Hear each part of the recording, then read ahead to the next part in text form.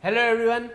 In our last class, we already learned about the concept of decentralization and centralization. We got the meaning about what is the centralization and decentralization. Let us revise that concept, then we will move to the next topic. The topic of centralization and decentralization deals with centralization belongs to the authority or the strategy formulation power or the decision making power belongs to your top management only. But decentralization is required to share or to delegate your authorities or to transfer your decision making powers to each and every level of management, so that so that your organization will be take the decisions on a quick manner, as well as your workload of that particular top management is to be transferred or to be delegated to others. Clear? So it is all about the meaning of centralization and decentralization. Now we are going to learn about a new topic named as importance of decentralization, as in what are the importance, why we are required to do the decentralization in our organization, what are the certain factors need to be considered, as well as why it will give me the benefit while implementing the decentralization of an organization structure. So my dear friends, decentralization is much more than a mere transfer of authority to the lower levels of management hierarchy. As in, it's not only the transfer of authority to lower level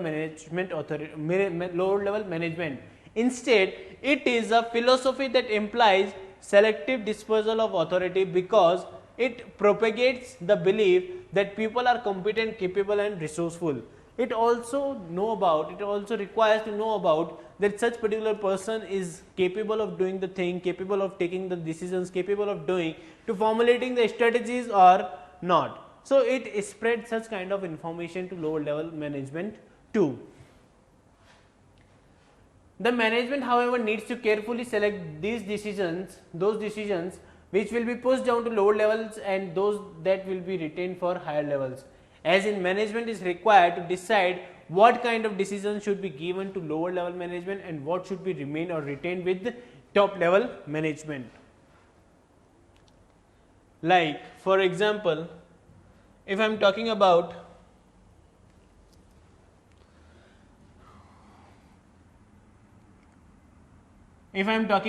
the decisions regarding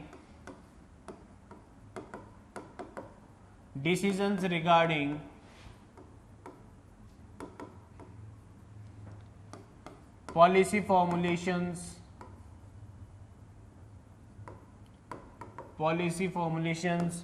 or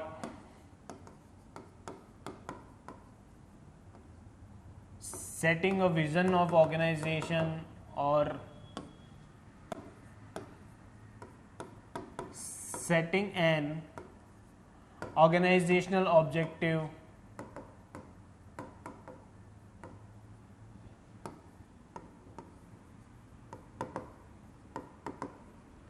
this should be retained with higher level management or top level management.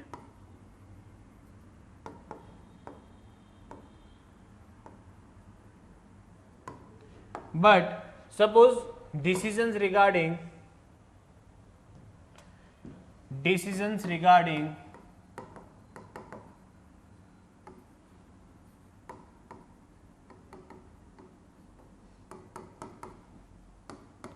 selection of employees or selection of team members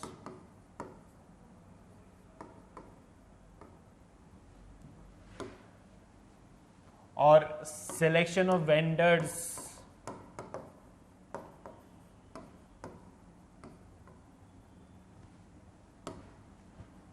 or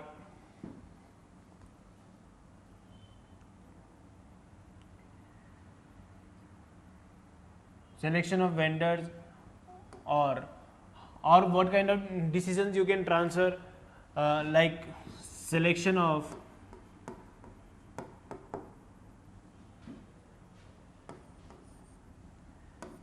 product quality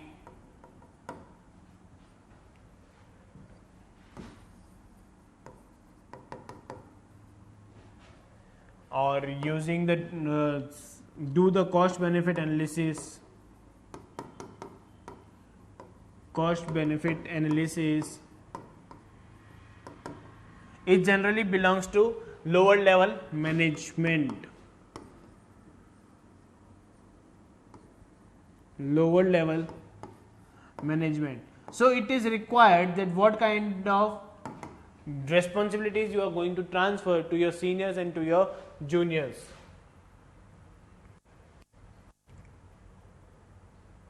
So let us understand with our topic importance of decentralization. First is it develops initiatives among subordinates, as in it creates that each and every subordinate is required to take part, as well as they are going to take the initiative to bring new innovative ideas, that how they can do the business, how they can beat other departments, how their team particularly will be become a superior, their team will be rememberable in the organization, how the team is working as a best position, or how your department is working in the best position. It requires some innovative or initiative skills so that you can do the better from others. It helps to promote confidence because the subordinates are given freedom to take their own decisions. Decentralization policy helps to identify those executives who have the necessary potential to become dynamic leaders. It also helps us to identify to whom we can take to whom person, so that we can tell them that they can become the next leader of our organization, next manager to our organization, or they can get the promotion to that leadership qualities or some this kind of effort. So it will give the boost up to the employees that they can promote to the leaders also. Next is quick and better decisions. As in the case of decentralization, the decision making power or the authority should be transferred to your lower management team. Then my dear friends, the decision should be quick. You are not required to take the permission of your top management or for doing any task. You are not required to deal with your situation. You are not required to ask your top management that this is the problem, what is the solution. You are just want to take the decision, just ask with your superior or ask with your low management level staff, and then you can decide what should be done and what should not be done. Burden of managerial decisions does not lie in the hands of few individuals, but gets divided among various persons, which helps them to take better and quick decisions. It helps them to take better and quick decisions. Next is relief to top management. How it will be get a relief to top management? Because each and every decision, once upon a time where centralization is followed, each and every decision should be required to be managed and formulated by top management. They are required to manage each and every strategies, each and every formulations, each and every plannings, each and every arrangements of resources, etc. But whenever the decentralization is going to be done, their work should be delegated to others. Now they can think upon for other works, other resources, other utilizations, as well as they free up their time to use their time for a better productivity of an organization. So the daily managerial works are assigned to the subordinates, which leave enough time to the superiors, which they can utilize in the developing new strategies. Next is managerial development. As in managerial development, how it will be a managerial development? Each level of manager is going to be developed, is going to be trained, is going to be required to be confident, so that they give their initial innovative ideas, best ideas, or they will develop their training, they will develop their staff, they will give their staff each kind of training, whatever the required. So it means giving authority to the subordinates up to the lower level to take decisions regarding their work. In this way, the opportunity to take decisions helps in the development of the organization. As in, if you are giving them opportunity that you can take decisions, so it will help that they will get the opportunity. It will help to the manager also that they are only responsible for that particular decision. So they will take that decision on a very serious manner. They will take the decision on their personal basis, not instead of by applying the organizational objectives or by their other team members' objectives. They are going to be responsible for their personally own. So they are getting the opportunity for giving their best. Facilitates growth. While making the decentralization, it gives us the growth also, as in how it will give you growth. For example, suppose we have Suppose we have three departments.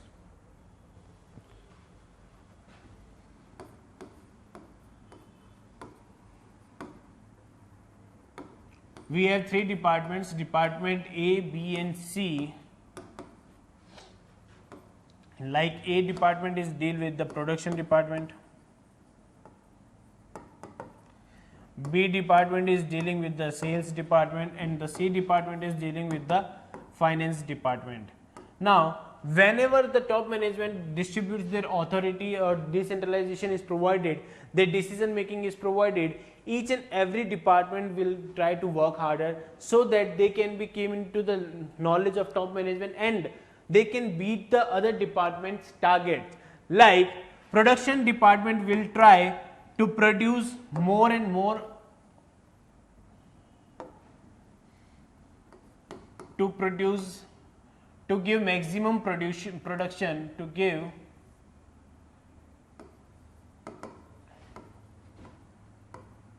maximum production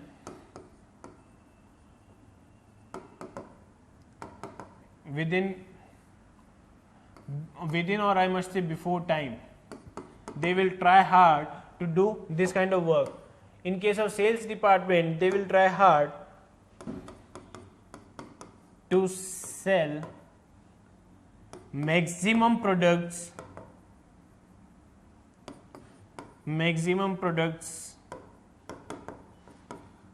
into the market within time. Or for finance department, they are going to work harder to reduce their cost, to reduce the cost of the organization or to improve profits of organization. So whatever the department is going to be done, each and every aspect is beneficial to the organization. So it will be give you a growth opportunities too. So all kind of factors should give benefit to the, each and every factor should give benefit to the top management or to the organization, gives benefit to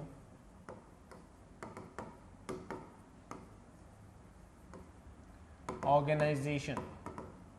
Clear?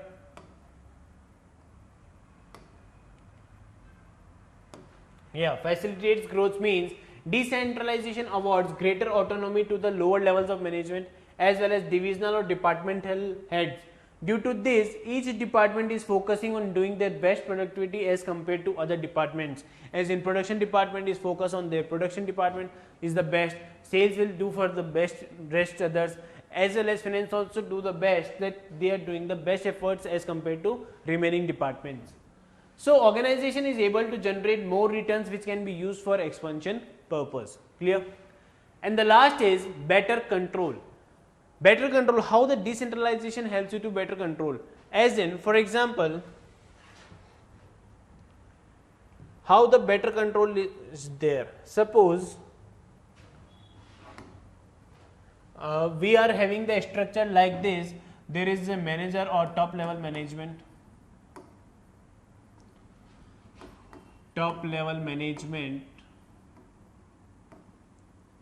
Now they hired, suppose 3 employees under them, covers under the top level management as in A, B and C. Now A is required some 2 staff of E or F, B hired 2 staff G and H, C hired 2 staff I and J. Now suppose E also hired under him 3 staffs as in K, L and M. F hires 2 staff O. G hires 2 staff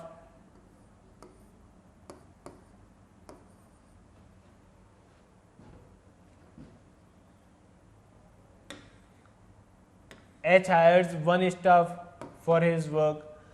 Now suppose what I am try to tell you, that what will happen in this concept of decentralization, the top level management means A gives their delegation or their decision making power to E, and E gives the decision making power to K.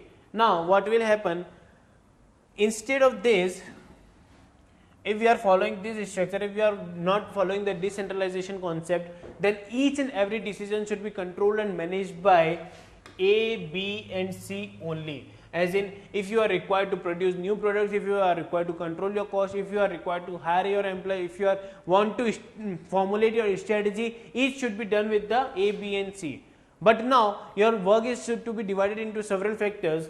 So suppose A will divided the work to E and F, that you are required to do the production facilities, you are required to deal with the production, as in one is required to deal with the stock, one is required to deal with the raw materials or to deal with the vendors. Then E will hire some employees, as in they are doing the work, whether stock is properly calculated or not, whether your stock valuation is done, or whether your raw material is came on the time or not. So it all requires, now E will control the procedure or the steps of K, L and M. He will monitor the K, L and M, that they are doing their work properly or not. So in this case, E is responsible, E is controlling or monitoring the activities of K, L and M.